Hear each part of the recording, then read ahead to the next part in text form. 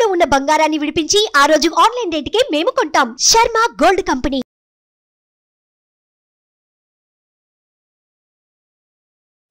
నమస్కారం, welcome to Suman TV. నేను గీతాంజలి. అసలు దత్తాత్రేయ స్వామి వారు ఎవరు, ఎలా అవతరించారు, వారి మహిమలేంటి, ఎలా ఆరాధించాలి, మనందరికీ ఉన్నటువంటి సందేహాలను నివృత్తి చేసేందుకు ప్రస్తుతం మనతో పాటు ఉన్నారు ప్రముఖ ఆధ్యాత్మికవేత్త, దత్తాత్రేయ ఉపాసకురాలు శ్రీ లతా దత్త గారు. వారితో మాట్లాడి మరిన్ని విషయాలు తెలుసుకుందాం. లతా దత్త గారు నమస్కారం అమ్మా. నమస్తే గీతాంజలి. ఇక్కడ ఉన్నటువంటి మహిళలు ఏంటంటే వాళ్ళకి స్వామి ఎన్నో నిదర్శనాలు చూపించారటండి. అదే అవి మనతో పంచుకునేందుకు సిద్ధంగా ఉన్నారు. ముందుగా మీ అనుభవం చెప్పండి.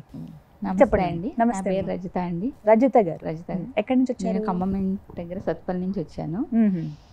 నాకు హెల్త్ ప్రాబ్లమ్స్ చాలా ఉన్నాయి.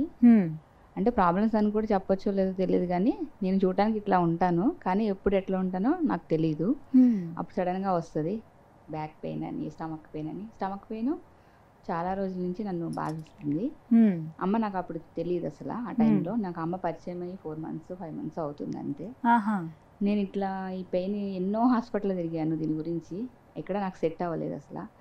ఫుడ్ వల్ల వస్తుందో దేని వల్ల వస్తుందో అర్థం కాలేదు. లాస్ట్కి ఒక హాస్పిటల్లో వాళ్ళు నీకు ఫుడ్లో చేంజ్ వల్ల వస్తుంది, వాటిని చూసుకొని తినమని చెప్పారు. నేను అందువల్ల ఏమి తినకుండా ఏది పడుతుందో అది మాత్రమే తినేదాన్ని. అట్లా నేను ఇడ్లీ ఒకటి, కర్డ్ రైస్ ఒకటి, ఇంతే. ఇదే నా లైఫ్. ఎన్ని సంవత్సరాలుగా? ఇది నేను ఒక 10 years అని చెప్పొచ్చు. అమ్మో. నేను స్వామిని కూడా, భగవంతుని కూడా నేను ఎక్కువ నమ్మనండి. అయితే సాయిబాబాని మట్టి కొంచెం పూజిస్తాను నేను. బాబా దగ్గర కూర్చున్నా లాస్ట్ ఒక 4 months ముందు. బాగా విపరీతంగా ఉంది ఇక నా ప్రాబ్లమ్స్, ఇక స్టమక్ పెయిన్ అనేది. ఆ పెయిన్ వచ్చి రావటం, వాష్రూమ్కి వెళ్ళటము, ఇంక ఇదే కంటిన్యూ ఉంటుంది. అది వచ్చినప్పుడు ఏంటి స్వామి నేనేం చేస్తున్నా, నా హెల్త్ ఎందుకు ఇట్లా ఉంటుంది అని బాబా ముందు కూర్చొని ఇంకా నా బాధని చెప్పుకుంటున్నా రోజు, ఎందుకు ఇలా జరుగుతుంది అని. జరుగుతున్నప్పుడు టైంలో ఇట్లా టైంపాస్ కోసం టీవీ పెట్టుకొని చూస్తుంటే ఇట్లా ఒక ప్రోగ్రాంలో కనపడ్డారమ్మ. వాళ్ళు అలానే చెప్తా ఉంటారులే, అసలు ఎన్నిసార్లు ఇంత పూజ చేస్తున్నా నాకు ఏ దేవుడు నాకు ఇది చేయట్లేదు కదా, ఇట్లానే చెప్తారులే అని అట్లా అనుకున్నాను. అనుకుని మా సారు గానగాపూర్ వెళ్ళాలని అనుకున్నారు. వెళ్ళాలనుకున్నప్పుడు నన్ను రమ్మన్నారు. ముందు వస్తానన్నాను, తర్వాత పెయిన్ వచ్చింది, నేను రావట్లేదు మీరు వెళ్ళండి అన్నాను. తర్వాత నెక్స్ట్ టైం ఇంకోసారి ఇట్లా మాటల్లో మా బాస్ వాళ్ళు వీళ్ళు వెళ్ళారా, మనం కూడా వెళ్దామా అన్నారు. నేనే అడిగాను ఇట్లా వెళ్తున్నారు అంటే, అయితే మనం కూడా వెళ్దాంరా నేనే అన్నాను. వెళ్దాము, సాటర్డే సండే కదా, వెళ్ళిపోదాము గానగాపూర్ అన్నాను. ఎందుకన్నానో తెలియదు, వెళ్దామన్నాను.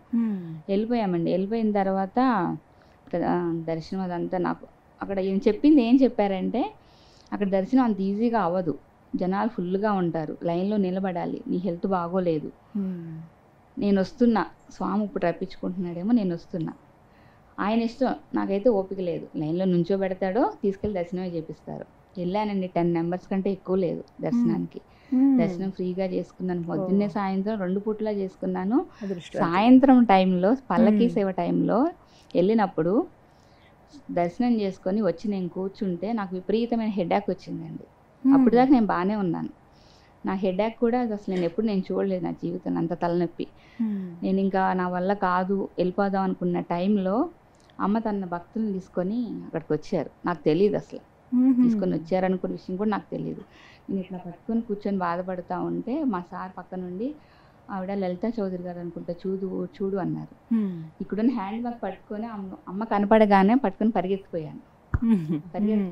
అమ్మ ఎందుకు ఆ జనంలో నుంచి బయటకు వచ్చారో కూడా అమ్మకు తెలియదు. ఆ దేవుడు అట్లా తీసుకొచ్చాడు. ఆయన ఎలా లైన్ చేస్తాడంటే, ఇక్కడ చెప్పేది ఏంటంటే, నీలాగా ఇంకొక భక్తురాలు ఉంది అక్కడ, నా శిష్యురాలు ఉంది అక్కడ, నీకు ఆమెకి ఇదే ప్రాబ్లం ఉంది, నీకే కాదు చాలా మందికి ఉంటాయి. అంటే నేను ఒక టైంలో ఏమనుకున్నానంటే, అమ్మ ఈ లైఫ్ వద్దు, బాధపడద్దు. మీరు ఎంత పెయిన్ అనుభవించారో అర్థం చేసుకోగలం. అమ్మ బయటకు వచ్చారు. ఫోన్ మా ఏదో వచ్చినట్టుంది అమ్మకి. ఫోన్ మా వస్తే వెళ్ళిపోయి నేను కాళ్ళ పెట్టాను. కానీ అమ్మ ఒక్కటే, అసలు నా నొప్పి ఏంటో నా బాధ ఏంటో అమ్మకి తెలియదు అసలు. నేను ఎవరో కూడా అసలు, అమ్మ అదే ఫస్ట్ టైం మేమిద్దరం ఎదురు పడడం కూడా. నా నెత్తి మీద చేయబెట్టి నీ కర్మలన్నీ ఈ రోజు నుంచి పోవాలన్నారు. అని అన్నంగానే అమ్మ నేను దర్శనం అయిపోయిందా అన్నారు. దర్శనం అయిపోయిందమ్మా అంటే నేను చేసుకొని వస్తానని చెప్పి వెళ్ళిపోయారు అమ్మ. వచ్చి కూర్చున్నానండి. 11 ఆవలింతలు వచ్చాయి నాకు పట్టకోకుండా. అసలు నేను ఎప్పుడు చూడలేదు అంత చేటు.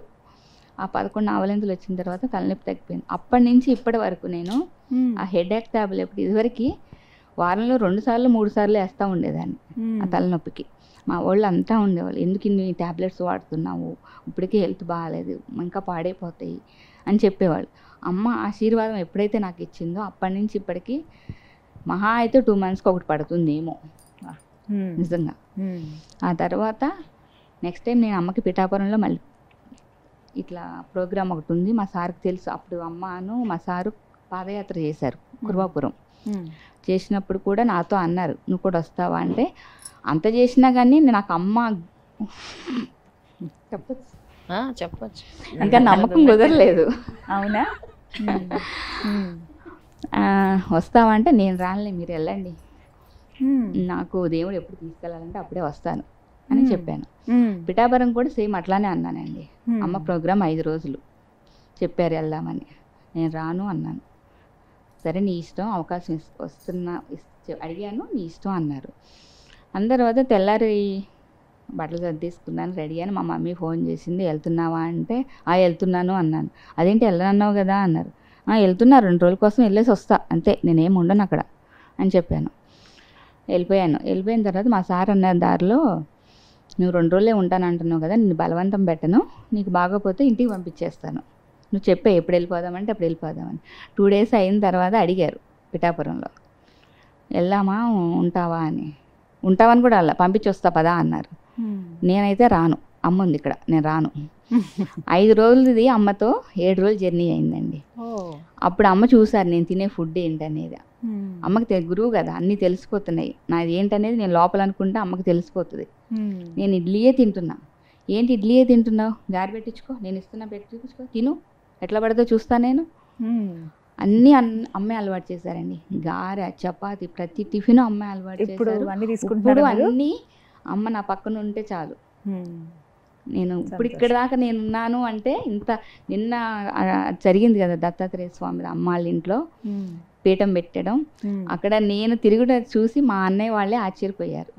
మా అన్నయ్య వచ్చారు ఊరి నుంచి, చూసి అదే నా, ఎప్పుడు చూసినా మంచం మీదే ఉంటుంది, ఎప్పుడు హెల్త్ ఇష్యూస్ అంటారు దీనికి, ఇది అదేనా అన్న ఆశ్చర్యపోయారు. దత్తాత్రేయ స్వామి మహిమ అంతా నా దత్తమ్మ మహిమ. అవునా? నేను ఒక టూల్ని మాత్రం, మీలాంటి దాన్ని ఒకదాన్ని. స్వామి ఎవరికి ఏమిటి అంటే, ముందు స్వామి దగ్గర అహంకారం పనికిరాదు. స్వామి నడిపిస్తున్నారు, స్వామి చెప్తున్నారు, దాన్ని మనం ఫాలో అవ్వాలి. అదొక్కటే నేను నమ్ముతాను. స్వామి వాళ్ళకి కష్టము అని వాళ్ళు వస్తున్నారంటే మీరేం చెప్తే అదే మీరు అది. స్వామి చాలా స్పష్టంగా గురు చరిత్రలో కూడా కొన్ని అధ్యాయాలు ఉన్నాయి. ఆరోగ్య సమస్య అయితే ఈ 13వ అధ్యాయం చదవాలి. అలా కొన్ని అధ్యాయాలు ఉంటాయి ఒక్కో సమస్య కదా. స్వామి చెప్పింది ప్రత్యేకంగా నేను చెప్పింది కాదు, కొన్ని స్వామి తెలియపరుస్తూ ఉంటారు. స్వామి చెప్తేనే నేను చెప్తాను కానీ నేను అనేది ఏమీ లేదు అసలు అక్కడ. అలా నేను అసలు మామూలుగా ఏంటి అమ్మాయి ఇడ్లీ తింటుంది, ఇది తింటే పడుతుందని నాకు అనిపిస్తుంది, ఇది తినాలి, ఏంటి ఇడ్లీతోనే ఎలా బ్రతుకుతుంది ఈ అమ్మాయి, జీవితాంతం ఇడ్లీ తిని ఎలా బ్రతుకుతుంది, జీవితాంతం ఉట్టి పెరుగన్నం తిని ఎలా బ్రతుకుతుంది, స్వామి ఈ రోజు నుంచి నాకు తెలియదు ఈ అమ్మాయి ఇవన్నీ తింటుంది, నేను మీకు చెప్తున్నాను. నేను అలాగే అనుకొని అలాగే ఆ పేరు మీద నేను పూజిస్తాను, అలాగే నేను జపం చేస్తాను వాళ్ళ పేరు మీద స్వామిని. అంటే అడిగి ఆ కష్టం వాళ్ళకి తీరాలి, ఇక వాళ్ళు పడే బాధ నేను చూడకూడదు తండ్రి అని. స్వామి అడిగేది ఒకటే, మనస వాచ కర్మన, నువ్వు ఆర్తితో అడిగితే నేను ఇస్తాను అని. అడగగానే ఇస్తున్నారంటే అది నా చేతుల్లో లేదు, స్వామి దయ, స్వామి కరుణ. అది వీళ్ళకి నమ్మకం కల్పిస్తున్నారంటే కూడా అది స్వామి దయ అని నేను ఫీల్ అవుతాను. కానీ చాలా అద్భుతంగా వివరించారండి. ఎంతో మందికి తెలియదు దత్తాత్రేయ స్వామి వారిని అసలు ఎలా పూజించాలి, అలాగే మీరు చెప్పినటువంటి ఆ శ్లోకం కానీ మంత్రం కానీ ఎలా పఠించాలి, కొన్ని నిదర్శనాలు చెప్పారు కొంతమంది, అలాగే వారికి ఉన్నటువంటి సందేహాలను కూడా చక్కగా నివృత్తి చేశారమ్మా. అందరికీ ధన్యవాదాలండి. నమస్కారం. నమస్కారం. సుమన్ టీవీలో మీ పర్సనల్ అండ్ బిజినెస్ ప్రమోషన్స్ కోసం కింది నెంబర్కి కాంటాక్ట్ చేయండి.